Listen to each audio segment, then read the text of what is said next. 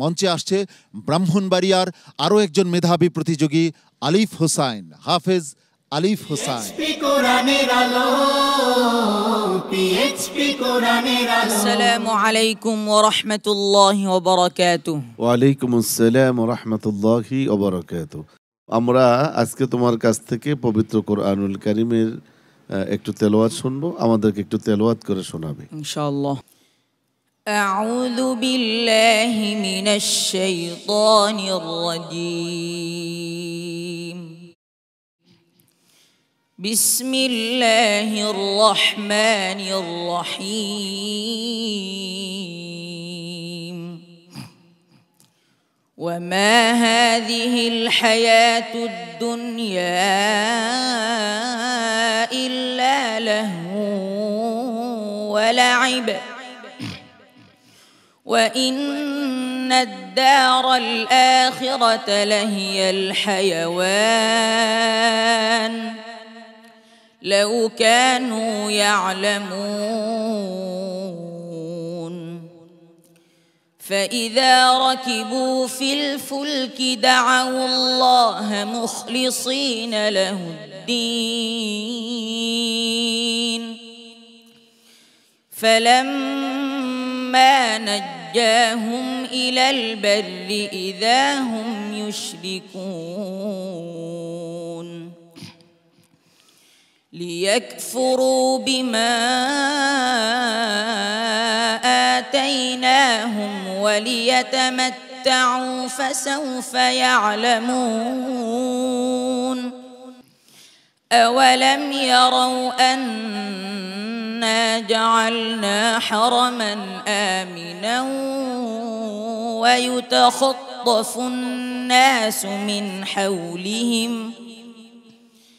أفبالباطل يؤمنون وبنعمة الله يكفرون ومن أظلم ممن افترى على الله كذبا أو كذب بالحق لما جاءه أليس في جهنم مثوى للكافرين والذين جاهدوا فينا لنهدينهم سبلنا وإن الله لمع المحسنين حسبك صدق الله العظيم মাশাআল্লাহ। আলিফ হোসাইন, তোমার ভরাট কণ্ঠের চমৎকার তেলাওয়াত শুনছিলাম। তোমার তেলাওয়াতের সূক্ষ্মাতি সূক্ষ্ম বিশ্লেষণ করবেন হাফেজ মাওলানা আবু ইউসুফ। ধন্যবাদ আলিফ হোসাইন, তুমি আরো ভালো তেলাওয়াত করতে পারো। আমরা দোয়া করি আল্লাহ তোমার গলাকে ভালো করে দেখ, তোমার সুরের মধ্যে আল্লাহ আরো মধু দান করুক, এগিয়ে যাও। কাতার ধর্ম মন্ত্রণালয়ের মোহতারাম ইমাম ও খতিব। ধন্যবাদ আলিফ হোসেনকে, মাশাআল্লাহ তুমি খুব সুন্দর তেলাওয়াত করেছো। তুমি মনে হচ্ছিল তুমি তেলাওয়াতটাকে যেভাবে ফুটিয়ে তোলার চেষ্টা করছো, তোমার আওয়াজটা তোমাকে সেভাবে সহযোগিতা করছিল না।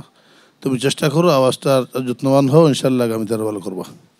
উস্তাদুল হুফাজ। জি আলহামদুলিল্লাহ, তেলাওয়াতই তো খুব সুন্দর হয়েছে। আমি দোয়া করবো আল্লাহ তাআলা তাকে যেন পরিপূর্ণ সুস্থতা দান করেন, সামনের পর্বে যেন সে সুন্দরভাবে তেলাওয়াত পরিবেশন করতে পারেন ইনশাআল্লাহ। রহিম আফরোজ গ্রুপ এর সম্মানিত গ্রুপ ডিরেক্টর মোহতারাম নিয়াজ রহিম মহোদয়। আমার কাছেও তার তেলাওয়াত ভালো লেগেছে।